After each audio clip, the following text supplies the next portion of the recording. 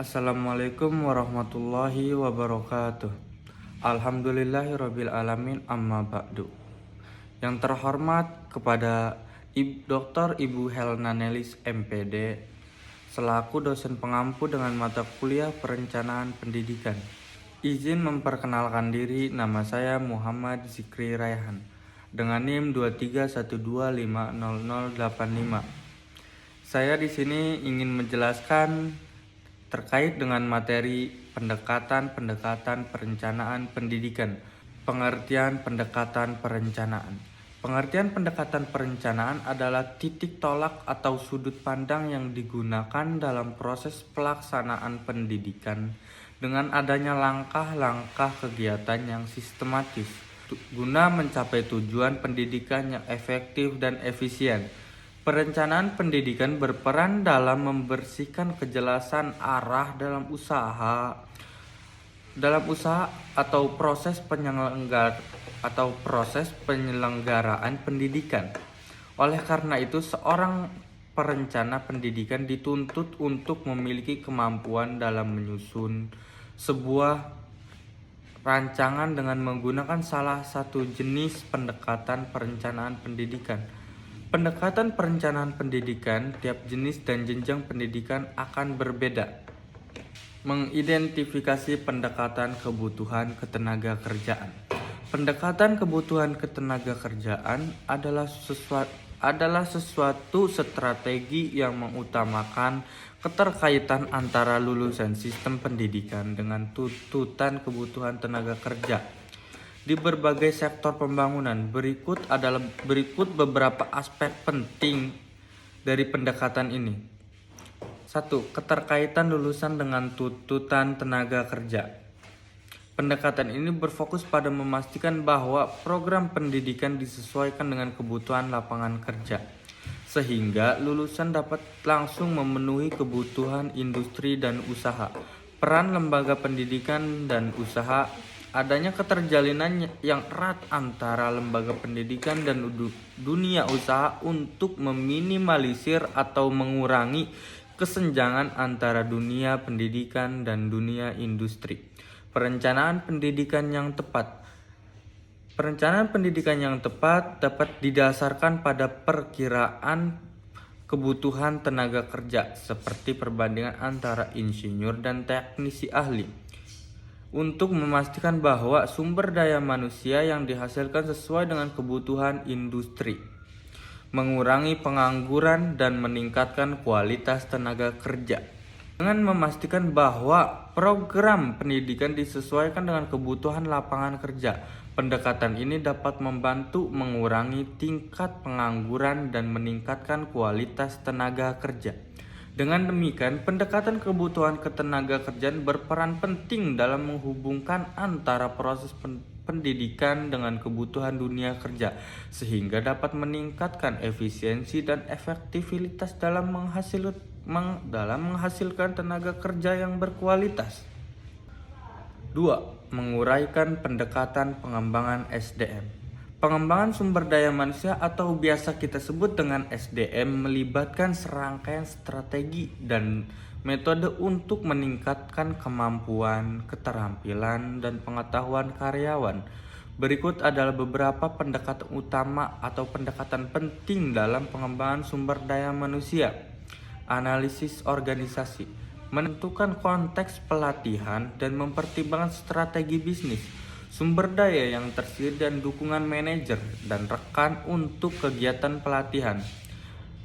Analisis orang, mengidentifikasi siapa yang membutuhkan pelatihan dan menentukan apakah kekurangan kinerja disebabkan oleh kurangnya pengetahuan, keterampilan, atau kemampuan. 3. Perencanaan pengembangan. Perencanaan pengembangan melibatkan analisis anggaran dan perencanaan yang terinci untuk mengumpulkan, memelihara, menganalisis, dan melaporkan informasi pegawai dan pekerjaannya. 4. Sistem informasi perencanaan SDM. Menggunakan sistem informasi untuk mengumpulkan data yang akurat, relevan, dan terkini untuk membuat keputusan strategis dan operasional. 5. Metode latihan atau training meliputi pelatihan formal dan informal yang dirancang untuk meningkatkan keterampilan khusus yang dibutuhkan untuk pekerjaan saat ini atau pegawai-pegawai pabrik ternama saat ini. Metode pendidikan atau education melibatkan program-program pendidikan formal seperti MBA eksekutif dan program universitas yang dirancang untuk meningkatkan pengetahuan dan keterampilan. Strategi pembelajaran dan pengembangan mengembangkan budaya belajar, menciptakan lingkungan kerja yang mendukung belajar dan mengembangkan jejaring kerja, mendorong pembelajaran organisasional dan individual, menyediakan pembelajaran organisasional dan membantu pembelajaran individual untuk pengetahuan dan keterampilan. Penilaian kinerja dan umpan balik. Penilaian kinerja umumnya menggunakan umpan balik ke atas dan umpan balik ke 360 derajat untuk mendapatkan informasi tentang seberapa baik karyawan melakukan pekerjaannya. Pengalaman kerja menggunakan pengalaman kerja sebagai dasar pengembangan karyawan, terutama ketika ada ketidakcocokan antara keterampilan karyawan dengan tugas yang diberikan. Dengan demikian, pengembangan sumber daya manusia melibatkan analisis kebutuhan, perencanaan yang terinci, metode pengembangan yang beragam, strategi pembelajaran, dan penilaian kinerja kerja untuk meningkatkan kemampuan dan keterampilan karyawan. Selanjutnya adalah merinci pendekatan efisiensi biaya. Pendekatan efisiensi biaya dapat dilakukan dengan beberapa strategi. 1. Analisis biaya mendalam. Lakukanlah analisis biaya yang komprehensif atau teratur untuk mengidentifikasi area yang dapat dikurangi atau dioptimalkan. Hal ini membantu dalam mengurangi biaya tidak langsung dan meningkatkan efisiensi operasional. 2. Metode full costing. Gunakan metode full costing yang memperhitungkan semua komponen biaya, termasuk biaya bahan langsung, tenaga kerja langsung, overhead, dan biaya administrasi atau ADM. Dengan demikian, perusahaan dapat mengidentifikasi dan mengoptimalkan biaya yang tidak langsung atau 3. Target costing. Gunakanlah analisis biaya dengan pendekatan target costing untuk meningkatkan biaya dengan menetapkan target biaya yang lebih rendah. Perusahaan dapat mengurangi biaya produksi dan meningkatkan efisiensi untuk tetap stabil. 4. Peningkatan teknologi. Manfaatkan teknologi untuk meningkatkan efisiensi operasional. Contohnya, menggunakan perangkat lunak manajemen proyek untuk mengawasi proyek dengan lebih baik. 5. Pelatihan karyawan. Berikanlah pelatihan kepada karyawan untuk meningkatkan keterampilan mereka dan membantu mereka menjadi lebih efisien dalam pekerjaan mereka. 6. Inovasi. Dorong inovasi dalam produk, pelayanan, atau proses operasional untuk membuka peluang mengurangi biaya dan meningkatkan efisiensi. 7. Penghitungan unit cost. Gunakan metode penghitungan unit cost untuk mengoptimalkan pengeluaran dan mengambil keputusan yang lebih baik. Dengan memahami biaya per unit, perusahaan dapat mengidentifikasi elemen-elemen biaya yang relevan dan mengurangi pemborosan biaya. Dengan demikian, kita dapat mengimplementasikan strategi-strategi yang tadi saya sebutkan untuk membuat perusahaan dapat lebih maju dan meningkatkan efisiensi biaya dan meningkatkan operasional secara keseluruhan. Selanjutnya adalah menelaah pendekatan sistem. Pendekatan sistem adalah sebuah metode yang digunakan untuk memecahkan masalah dengan memandang masalah sebagai suatu sistem yang kompleks. Berikut adalah tahapan dari prinsip-prinsip dasar pendekatan sistem. 1. Pendefinisian masalah. Masalah harus didefinisikan secara jelas dan spesifik. Hal ini melibatkan pemahaman tentang sistem, subsistem, dan komponen sistem yang terkait dengan masalah tersebut. 2. Pengumpulan data. Data yang relevan harus dikumpulkan untuk memperjelas masalah, termasuk menganalisis sistem lingkungan dan mengidentifikasi subsistem yang ada pada sistem. 3. Identifikasi alternatif solusi.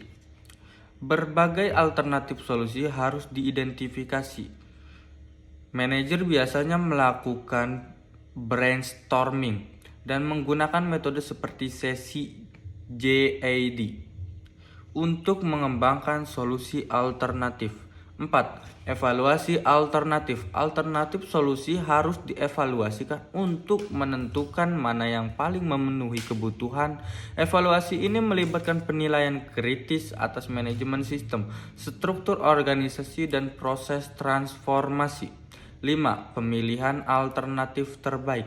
Alternatif solusi yang terbaik harus dipilih berdasarkan evaluasi sebelumnya. Pemilihan ini harus didasarkan pada standar kinerja yang jelas dan realistis. 6. Implementasi solusi. Solusi yang dipilih harus dirancang dan diterapkan. Implementasinya mungkin memerlukan bantuan staf teknis dan pengguna akhir bisnis lainnya untuk mengembangkan spesifikasi, desain, dan rencana implementasi. 7. Tidak lanjut atau follow up. Keberhasilan sistem yang dirancang harus dievakuasi secara terus-menerus. Evaluasi ini memastikan bahwa solusi yang diterapkan efektif dan tidak merugikan perusahaan. Pendekatan sistem juga melibatkan prinsip-prinsip seperti holistik, sinergi, dan teologistik. Prinsip-prinsip ini memastikan bahwa faktor-faktor pembentukan sistem secara keseluruhan dipertimbangkan dan tujuan sistem diorientasikan.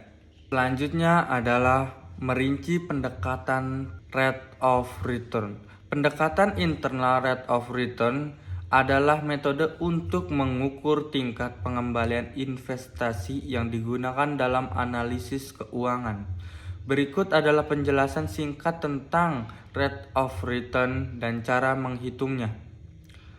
Pengertian rate of return. Definisi. Rate of return adalah tingkat diskonto yang memberikan nilai bersih 0 saat ini untuk suatu investasi. Ini berarti bahwa rate of return adalah tingkat pengembalian yang membuat total nilai arus kas masa depan sama dengan biaya awal investasi. 2. Mengukur pemanfaatan modal. Rate of return digunakan untuk mengukur pemanfaatan modal dalam mengusahakan laba usaha. Jika rate of return lebih besar dari bunga pinjaman atau kredit bank, maka investasi tersebut layak dilakukan. 3. Rumus umum. Rate of return dapat dihitung menggunakan metode literatif seperti Newton, Raphson, atau dengan mencari tingkat diskonto yang memberikan NPV positif. Rumusnya dapat dinyatakan sebagai tingkat diskonto yang menghasilkan NPV positif. 4. Contoh 1. Perhitungan.